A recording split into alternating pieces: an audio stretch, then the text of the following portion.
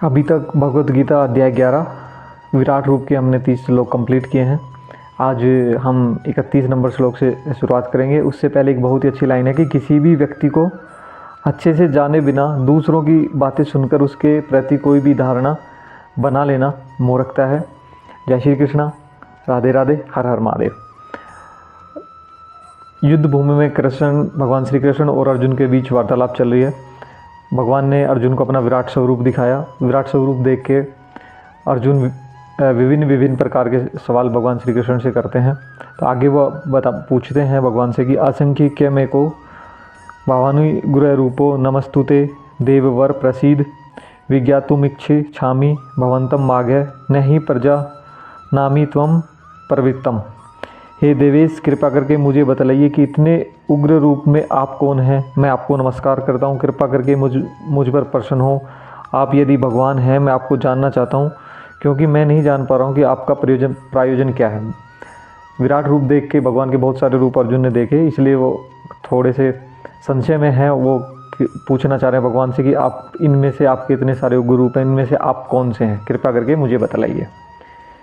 अर्जुन की ये सब बातें सुनने के बाद भगवान कहते हैं कि कालोस्मी लोक यक्षकृत प्रवैधो लोकान से माहुर्तिमीय प्रवते क्षेत्रपि त्वाम न भविष्यन्ति सर्वे यत अवस्थिता प्रतिनिकेशु योधा। कि समस्त जगतों को विनष्ट करने वाला काल में हूँ और मैं यहाँ समस्त लोगों का विनाश करने के लिए आया हूँ। तुम्हारे पांडवों के सिवा दोनों पक्षों के सारे योद्धा मारे जाएंगे इस युद्ध में। अर्जुन जानता था कि भगवान कृष्ण उनके मित्र तथा भगवान हैं, तो भी वह कृष्ण के विविध रूपों को देखकर चकित था। इसलिए उसने विनाशकारी शक्ति के उद्देश्य के बारे में भगवान से पूछताछ की। कृष्ण ने अपने को सर्वभक्षी काल के रूप में प्रस्तुत करते हैं। केवल कुछ पांडवों के अतिरिक्त युद्ध भूमि में आए सभी लोग उनके द्वारा भक्षित होंगे। सभी लोग काल के द्वारा मारे जाएंगे, यही प्रकृति का नियम है।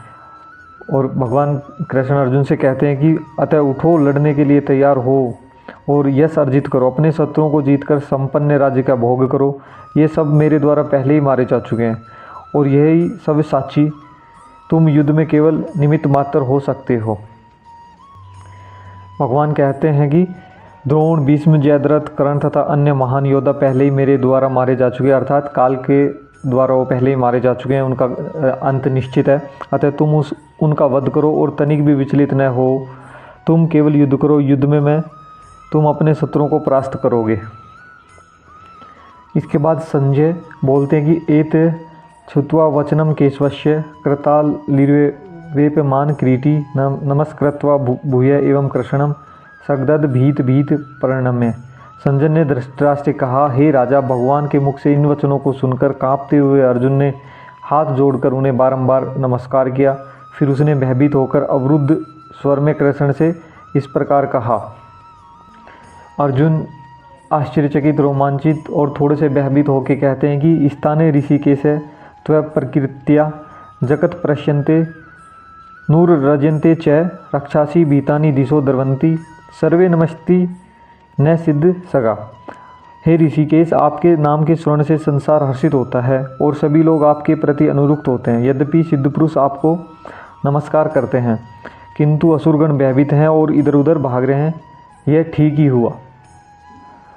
अर्जुन यहाँ पे कहना चाहते हैं कि भगवान श्री कृष्ण जो भी करते हैं वो सब कार्य उचित ही होते हैं, या सबके लिए वो उचित ही होता है। हे महात्मा, आप ब्रह्मा से बढ़कर हैं, आप आदि सृष्टा हैं, तो फिर आपको सादर नमस्कार क्यों न करें। हे अनंत, हे देवेश, हे जगन्निवास, आप परम स्रोत, अक्षर, कारणों के कारण तथा इस भौतिक जगत से परे हैं।